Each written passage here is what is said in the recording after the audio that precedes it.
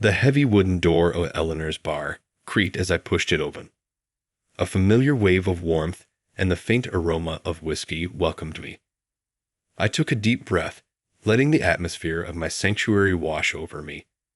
It was a place where the outside world ceased to exist, and for a few precious hours I could forget who I was. "Evening, Jason," Eleanor greeted me from behind the bar, her voice like a soothing melody. Her auburn hair was tied back in a loose ponytail, and her eyes sparkled with the kind of kindness that made you believe in humanity again. "Evening, Eleanor," I replied, taking my usual seat at the far end of the bar. The wood was worn and smooth, polished by years of use. "The usual, please." Eleanor nodded and reached for the bottle of bourbon, pouring a generous measure into a glass. She slid it over to me with a practiced ease. "Rough day." I shrugged.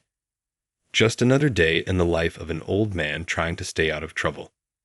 She chuckled softly. "You, trouble? I can't imagine." I gave her a wry smile. "You'd be surprised." As I took my first sip, savoring the burn of the liquor, the door swung open with a loud bang. 6 young men swaggered in, their loud voices and crude laughter shattering the peaceful ambience. My jaw tightened as I watched them. They were young, reckless, and clearly looking for trouble. Eleanor's eyes flicked over to me, a hint of worry in her gaze. "Jason, just keep your cool, okay?" I nodded, understanding her concern. "I'll try, Eleanor." "But if they push too far—" "I know," she sighed. "Just don't let it come to that." The men made their way to the bar, shoving aside a couple of regulars who quickly decided to finish their drinks elsewhere. One of them, a tall, lanky kid with a buzz cut, glanced in my direction and sneered. "Hey, old man," he called out, his voice dripping with derision. "You got a problem." I looked at him, my expression calm but firm. "Not yet. But you keep this up, and we might." The kid laughed, nudging his companions. "Hear that, boys? The old man's got some fight in him." Eleanor stepped in, her voice firm but polite. "Gentlemen, let's keep it civil. We don't want any trouble here." "Trouble? Who said anything about trouble?" Another one of the men, shorter but stockier, grinned. "We're just here for a drink, right, guys?" I kept my eyes on my glass, trying to ignore the growing tension. But the leader, the tall kid, wasn't satisfied. He swaggered over to me, leaning in close enough that I could smell the cheap beer on his breath. "What's your name, old man?" he asked, his tone challenging. "Jason," I replied evenly. "And yours?" "Tony," he smirked. "Tony Marino. And this is our turf now. You got a problem with that, Jason?" I met his gaze, unflinching. "Depends. Are you here to enjoy a drink and some good company, or are you here to cause trouble?" Tony laughed again, louder this time. "You've got some guts, old man." "I like that. But you see, we do things our way. And if anyone's got a problem with that, well, that's their problem." I took another sip of my bourbon, feeling the familiar fire course through me. "Is that so?" "Yeah, it is," Tony shot back, his smirk fading. "So, why don't you just mind your own business, huh?" Eleanor intervened once more, her patience wearing thin. "Tony, leave him alone. He's just here for a drink, same as you." Tony glanced at Eleanor, a glint of something dangerous in his eyes. Maybe we don't like the way he's looking at us. Maybe we think he's got a problem.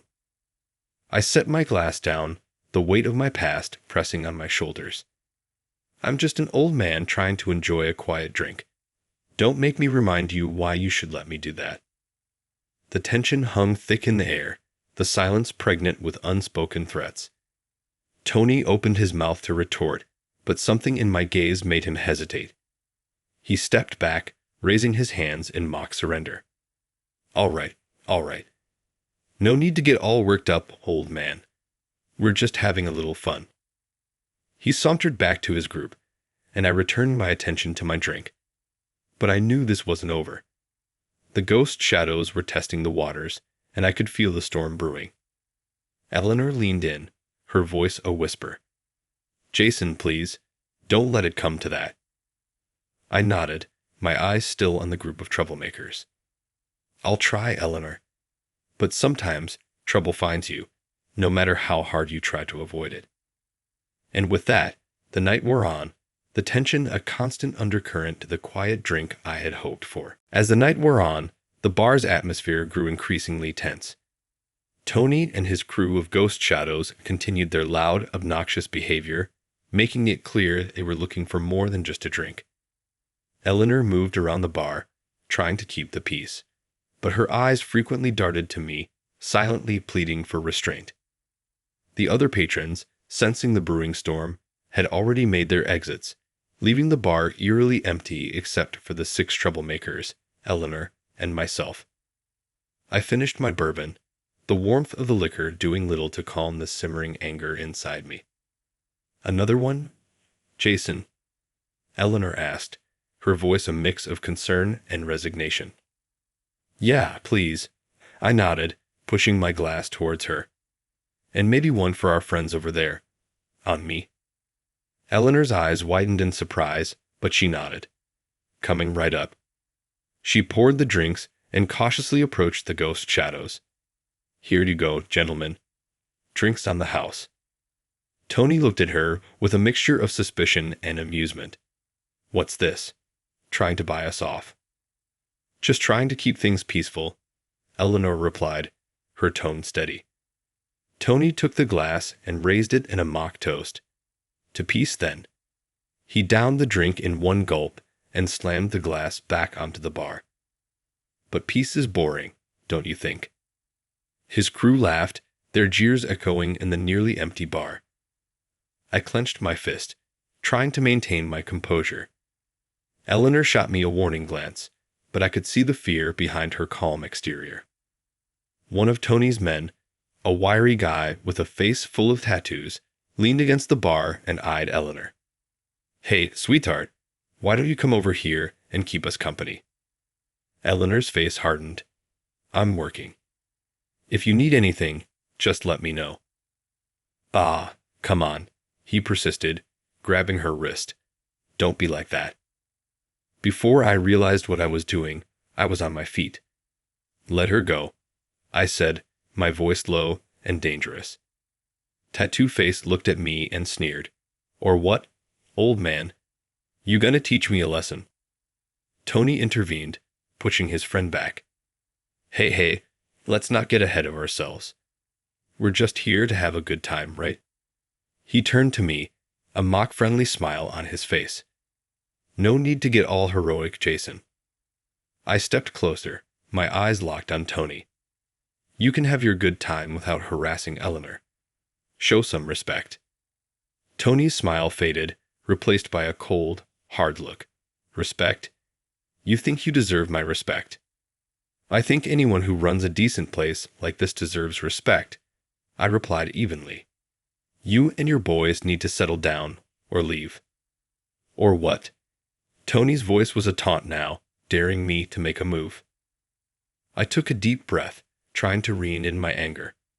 "Or you'll regret it." The bar fell silent, the tension thick enough to cut with a knife. Eleanor's eyes were wide with fear, and I could see her silently begging me to de-escalate. But Tony and his crew were pushing every button, and my patience was wearing thin. "All right, old man," Tony said, stepping back with a grin.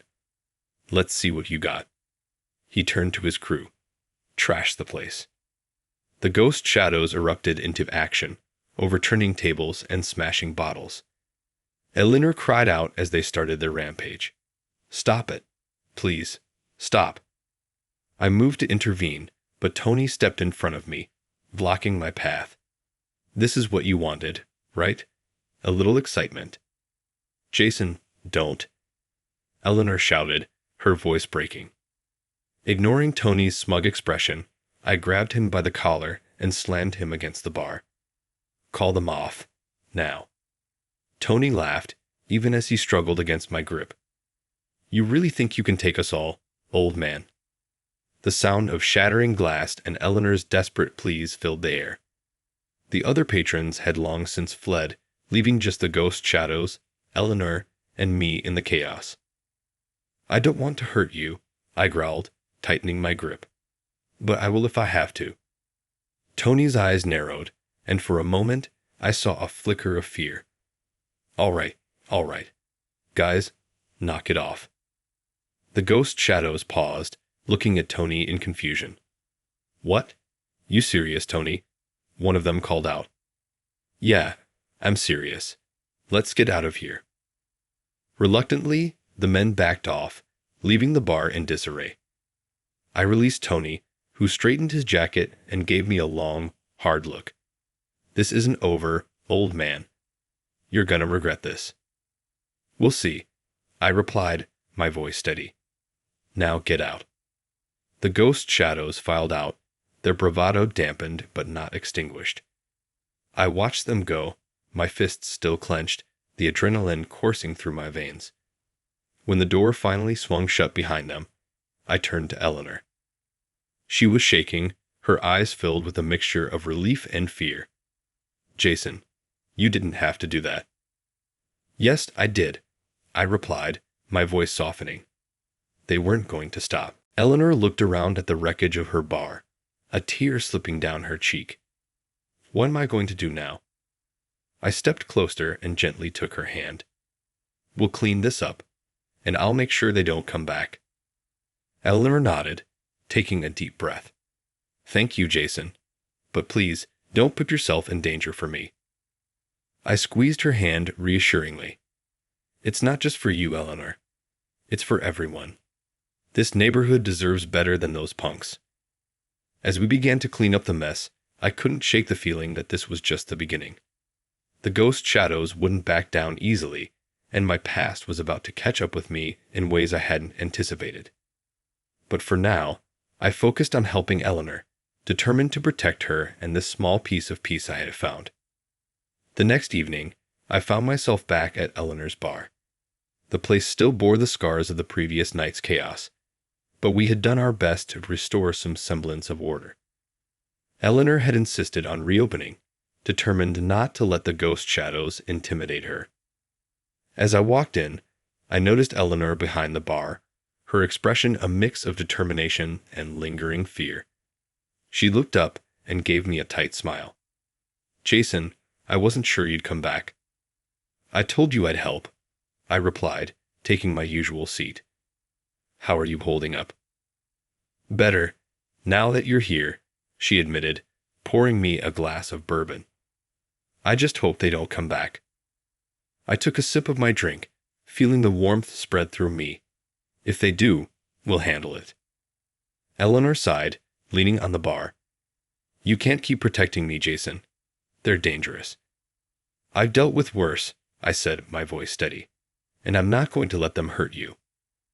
As if on cue, the door swung open, and Tony Marino walked in, flanked by his crew. The atmosphere in the bar shifted instantly, the tension from the previous night returning with a vengeance. "Look who's back," Tony sneered, his eyes locking onto me. "Couldn't stay away. Hull, old man." I stood up, my gaze never leaving his. "I was hoping you'd come back. We have unfinished business." Tony chuckled, but there was no humor in his eyes. "You've got guts, I'll give you that. But you're outnumbered and outgunned." "Maybe," I replied, my voice calm. "But I'm not backing down." Tony's grin widened as he reached into his jacket, pulling out a gun. The other patrons gasped, and Eleanor's face went pale. "You really think you can take us on, Jason? You're just an old man with a death wish." I stepped forward, my eyes locked on Tony's. "I've got more than a death wish. I've got a promise to keep." Tony's finger tightened on the trigger, but before he could react, the door burst open again. A group of men, tough and scarred, filed in. They were my old crew, the ones who had followed me through thick and thin. "Boss," one of them said, nodding to me. "We heard there was trouble." Tony's confidence wavered as he looked around at the new arrivals. Who the hell are these guys? I allowed myself a small smile. These are friends of mine, and we don't take kindly to threats. Tony glanced at his crew, uncertainty flickering in his eyes. You think this changes anything? We're ghost shadows. We don't back down. One of my men, a burly guy named Frank, stepped forward. Maybe you should. We've got a lot more experience in dealing with punks like you.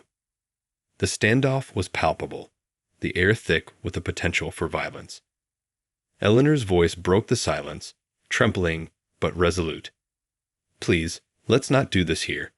Not in my bar. Tony's eyes flicked to Eleanor, and a cruel smile spread across his face. Maybe we should start with her then. Show you what happens when you mess with us. Before he could make a move, I lunged at him, knocking the gun from his hand. The bar erupted into chaos as fists flew and chairs were overturned.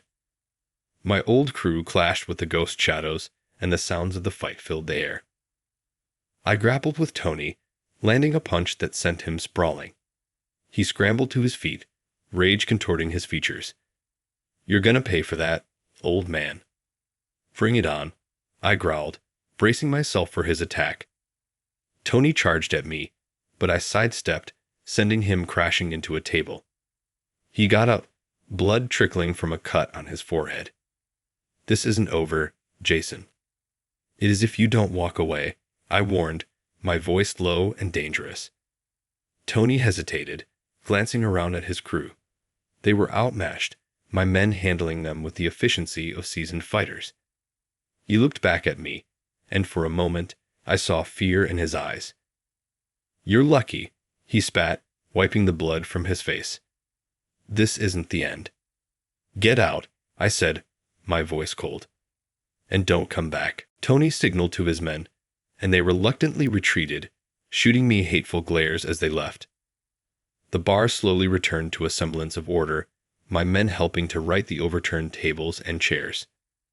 Eleanor approached me, her face a mixture of relief and concern. Jason, thank you. I nodded, wiping the sweat from my brow. It's not over, Eleanor. They'll be back. I know, she said softly. But for now, we're safe. And that's because of you. I looked around the bar, at the faces of my old crew, and felt a sense of resolve settle over me. I made a promise to protect this place, and I intend to keep it. As we worked to restore the bar, I couldn't shake the feeling that the worst was yet to come. But for now, we had won a small victory, and I was determined to hold on to it. Boss, Frank said, coming up beside me. We've got your back, no matter what. I clapped him on the shoulder. Thanks, Frank. We're going to need all the help we can get. And as the night wore on, I knew that the showdown with the ghost shadows was just the beginning. But with friends like these, I felt ready to face whatever came next. The days following the showdown were tense but quiet. Eleanor's bar bore the marks of the ghost shadows' rampage, yet it stood resilient, much like its owner. The camaraderie between my old crew and me had rekindled, bringing a sense of purpose that I hadn't felt in years. Still, the weight of the past hung heavy on my shoulders, and I knew it was only a matter of time before it all came crashing down. One evening, as I was helping Eleanor replace the shattered windows, she turned to me, her eyes filled with curiosity and concern. Jason, I need to know more about you. Why did those men fear you so much? I hesitated, looking out at the sunset casting a golden glow over the city. It's a long story, Eleanor. Not one I'm proud of. She placed a gentle hand on my arm. I think it's time you told me. If we're going to face this together, I need to understand. I sighed, leaning against the window frame. All right, but it's not an easy story to tell. We settled at a table, the bar unusually quiet for a Friday night. My men were scattered around, keeping a watchful eye on the surroundings. I took a deep breath and began. Years ago, I was known as Jason the Hawk Hernandez. I led a mafia family called the Silver Hawks. We controlled the west side of the city, and our reach extended far beyond that. I was ruthless, calculated, and feared by many. Eleanor's eyes widened. I've heard of the Silver Hawks. They were legendary, but they disappeared suddenly. I nodded. We were too powerful, too visible. The feds were closing in, and rival families were looking for any opportunity to take us down. So I made a decision. We went underground, disbanded the family, and tried to live normal lives. What happened to them? Your family, she asked softly. Some left the life for good. Others, well, they couldn't let go. Frank and a few others stayed close, always watching my back. But we all knew the past would catch up to us eventually. Eleanor leaned in, her voice barely above a whisper. And the ghost shadows. They're a newer group, hungry for power and recognition. They want to control the city, and they see me as a threat because of my history. They don't realize that I'm not that man anymore. As we spoke, Frank approached, a grave look on his face. Boss, we need to talk. I stood, sensing the urgency in his tone. What is it, Frank? He glanced at Eleanor, then back at me. It's about Tony Marino. We found out something you need to know. Eleanor squeezed my hand, giving me a reassuring nod. Go. I'll be here. Frank and I stepped outside, where the night air was cool and crisp. He handed me a folder, his expression serious. We did some digging. Tony Marino isn't just a thug. He's connected to some powerful people who have a vested interest in taking us down. I flipped through the folder, my eyes scanning the documents. Who's backing him? His uncle is Vincent the Viper Marino, head of one of the most ruthless families on the East Coast. They've been expanding their operations, and Tony's been sent here to secure new territory. Damn, I muttered. This complicates things. If Vincent Marino is involved, we're in deeper than I thought. Frank nodded. We need to be careful, boss. This isn't just about protecting the bar anymore. This could turn into an all-out war. I closed the folder, my mind racing. We need to gather more intel. Find out what their next move is. Already on it, Frank replied. We've got eyes on Tony and his crew. We'll know if they make a move. As we headed back inside, I couldn't shake the feeling that this was just the beginning of something much bigger. The ghost shadows were more than just a nuisance. They were a part of a larger, more dangerous game. Eleanor was waiting, her expression anxious. What did you find out? I sat down beside her, taking her hand. Tony Marino is connected to Vincent Marino. This isn't just a local gang trying to make a name for themselves. They're part of a larger operation, one that could threaten the entire city. Her eyes widened with fear. What are we going to do?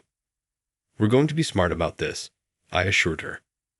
We'll gather information, stay one step ahead, and protect this bar.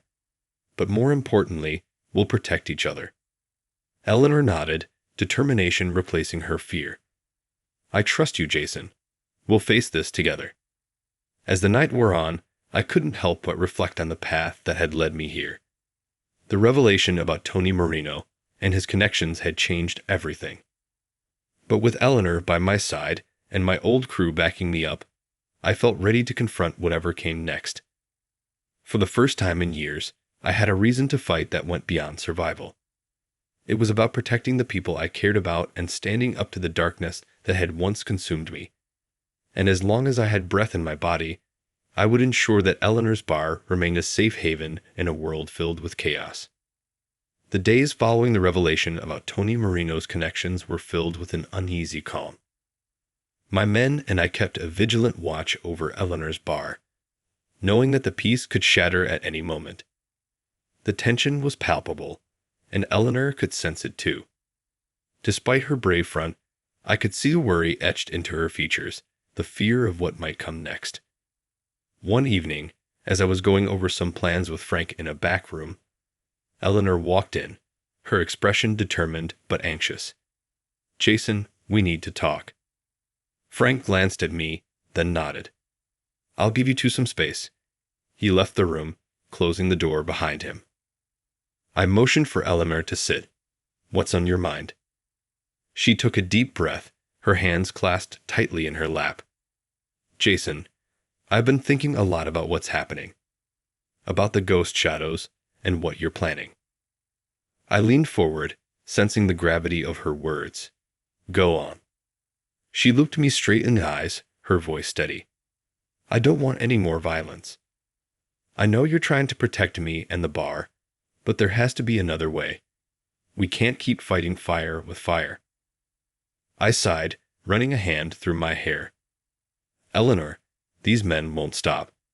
They're connected to powerful people. If we don't stand our ground, they'll take everything." "I understand that," she said, her voice softening. "But there's been enough bloodshed already. I've seen what this life does to people. I don't want to see you or anyone else get hurt." I reached across the table, taking her hands in mine. "Eleanor, I've lived my life by the rules of the underworld. I know what's at stake, but you're right. There's too much at risk now, and not just for us."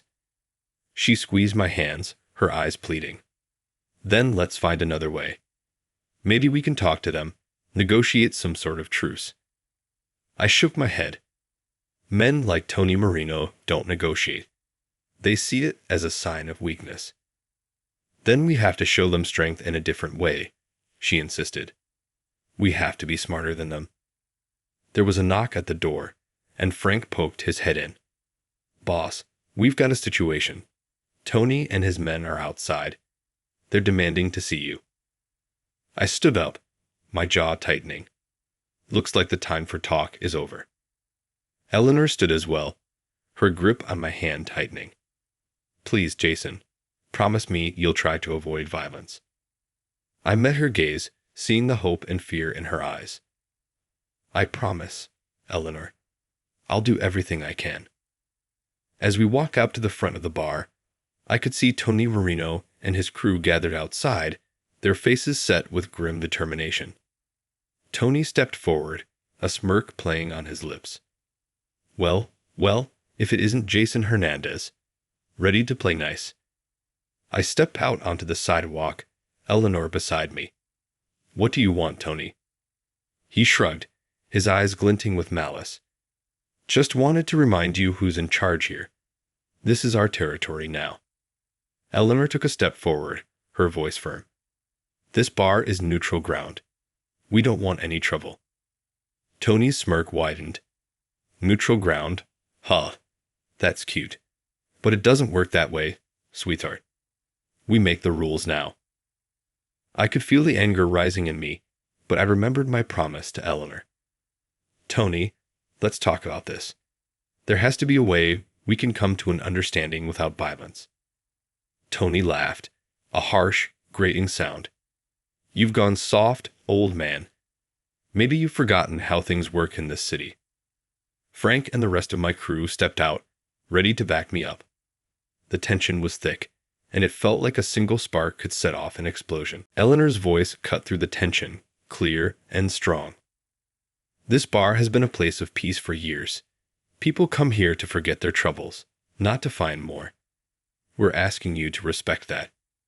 Tony's expression hardened, but there was a flicker of uncertainty in his eyes. "And what if we don't?" "Then you'll be making enemies you don't want," I said, my voice low and dangerous. "Not just with me, but with everyone who values this place." The standoff lasted a moment longer, and then Tony's smirk returned. "Fine. We'll leave you in peace. For now. But don't think this is over." As he and his men walked away, the tension in the air slowly dissipated. Eleanor let out a breath she'd been holding, and I turned to her, my expression softening. "Thank you, Eleanor, for reminding me there's another way." She smiled, though the worry was still there. "We'll find a way through this, Jason. Together." As we returned to the bar, I couldn't shake the feeling that the reprieve was temporary. But for now, we had won a small victory, and I was determined to honor my promise to Eleanor. The fight wasn't over, but perhaps we could find a path that didn't lead to more bloodshed. The next few days were a blur of activity. The confrontation with Tony Marino had stirred something deep within me, a realization that the old ways wouldn't suffice anymore.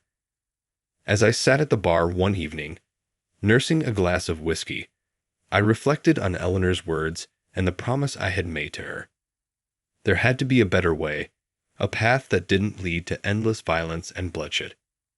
Eleanor joined me, carrying 2 fresh glasses. "Mind if I sit?" she asked. I smiled and nodded. "Of course, Eleanor.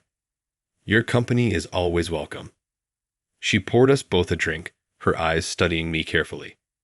"You've been quiet since Tony's visit. What's on your mind?" I took a sip, savoring the warmth of the whiskey. "I've been thinking about what you said, about finding another way. You were right, Eleanor. I've spent so much of my life fighting, it's hard to imagine any other way. But I don't want that for us, for this place." She reached out, placing her hand over mine. "Then let's figure it out together. We can't do it alone, but we can rally the community. People care about this bar, about what it represents." A spark of hope ignited within me. "You're right. We need to show them that we're not backing down, but we're not looking for a fight either." As we spoke, Frank walked over, his expression a mix of concern and curiosity. "Boss, can I have a word?" I nodded, and he pulled up a chair. "What's on your mind, Frank?" He glanced at Eleanor, then back at me. "The men are getting restless. They're used to handling things a certain way. They need to know what the plan is." I sighed, looking at the men scattered around the bar. "We're going to try something different, Frank. We're going to focus on protecting this place and the people who come here, but without resorting to violence unless absolutely necessary." Frank frowned. "You really think that'll work, boss? These guys don't play by any rules." "We make our own rules," I said firmly. "And we'll show them that there's strength in restraint. But I need you to help me get the others on board. Can you do that?" He hesitated, then nodded. "I'll talk to them. But it's going to be a tough sell." "I know," I replied. "But we have to try." That night, we called a meeting with all the men. The back room was packed, the air thick with tension. I stood at the front, Eleanor by my side, and addressed the group. "Listen up, everyone. We're facing a new kind of threat, and we need a new approach. We're not backing down, but we're not going to resort to the same old tactics either. We're going to protect this bar and each other, but we're going to do it smart." One of the men, a burly guy named Leo, spoke up. "Boss, with all due respect, these guys don't play fair. If we don't fight back, they'll walk all over us." "I get that, Leo," I said. "But fighting fire with fire just burns everything down. We need to be better than them, smarter. We'll defend ourselves if we have to, but violence is our last resort." Frank stepped forward, backing me up. "The boss is right. We can't keep living in the past. This place means something to all of us. It's time we protected it in a way that respects that." The men murmured among themselves, the initial resistance softening. Leo nodded slowly. "All right, boss. We'll give it a shot. But if they push, we push back. Agreed?" "Agreed," I said. "But remember, we're doing this to protect, not to provoke." The meeting broke up, and the men dispersed, their expressions a mix of uncertainty and determination. Eleanor looked at me, her eyes shining with pride. "You did it, Jason. You got them to see reason." I smiled, feeling a weight lift from my shoulders. "We did it, Eleanor. This place, these people, they're worth fighting for. But we're going to do it the right way." As the night wore on, a sense of resolve settled over me. The path ahead wouldn't be easy, but with Eleanor and my crew by my side, I felt ready to face whatever came next. The old ways were behind me, and a new dawn was breaking. We would protect this bar, this sanctuary, and we would do it with strength, unity, and a commitment to a better way. Weeks passed, and the bar began to feel like a true sanctuary again. The community rallied behind us, offering their support in ways I hadn't anticipated. Eleanor's influence and our new resolve had brought a sense of peace that felt almost surreal. But deep down, I knew it was only a matter of time before Tony Marino and the ghost shadows tested our commitment to nonviolence. One evening, as the sun dipped below the horizon, casting long shadows across the bar, I noticed a familiar face enter. Tony Marino. He was flanked by his men, their expressions hard and unreadable. The chatter in the bar quieted, all eyes turning to the unwelcome guests. Eleanor, standing behind the bar, shot me a worried glance. I gave her a reassuring nod and stepped forward to meet Tony in the middle of the room. "Tony," I said calmly, "what brings you here tonight?" Tony smirked, but there was a flicker of uncertainty in his eyes. "Jason, you and I have some unfinished business." I could feel the tension rise, but I kept my voice steady. "We've made our position clear. This bar is a place of peace. We're not looking for trouble." Tony's smirk faded, replaced by a scowl. "Peace, huh? That's not how things work in our world, Jason. You know that." I took a deep breath, my hands clenched at my sides. "The world can change, Tony. We're trying to make it better. We don't have to keep fighting." Eleanor stepped up beside me, her voice strong and unwavering. "Tony, we're asking for respect. This bar has always been a place where people come to forget their troubles. We want to keep it that way." Tony looked at Eleanor, then back at me. "You really think you can just walk away from this life? From the rules we've lived by?" "We're not walking away," I said. "We're standing up for something better. You can too, Tony. It's not too late." Tony's eyes narrowed, but there was a flicker of doubt. "And if I don't?" "Then you're making enemies of more than just us," I replied. "The people here, they care about this place. They'll stand with us." For a moment, silence hung heavy in the air. Then, to my surprise, Tony sighed, a look of weariness crossing his face. "Maybe you're right, Jason. Maybe it's time for a change." His men exchanged uneasy glances, clearly unsure of what to make of their boss's sudden shift in attitude. Tony met my gaze, his expression softer than I'd ever seen it. "I'm tired of the fighting. Tired of the bloodshed. If you're serious about this, maybe we can find another way." Eleanor stepped forward, her voice filled with hope. "We are serious, Tony, and we can help you. All we ask is that you give peace a chance." Tony nodded slowly, as if coming to a decision. "All right, Jason. Eleanor. We'll give it a shot. But if things go south, don't say I didn't warn you." I extended my hand, and after a moment's hesitation, Tony shook it. It felt like a tentative truce, a small step towards something better. As Tony and his men left, the bar erupted in murmurs. Frank approached me, his expression one of cautious optimism.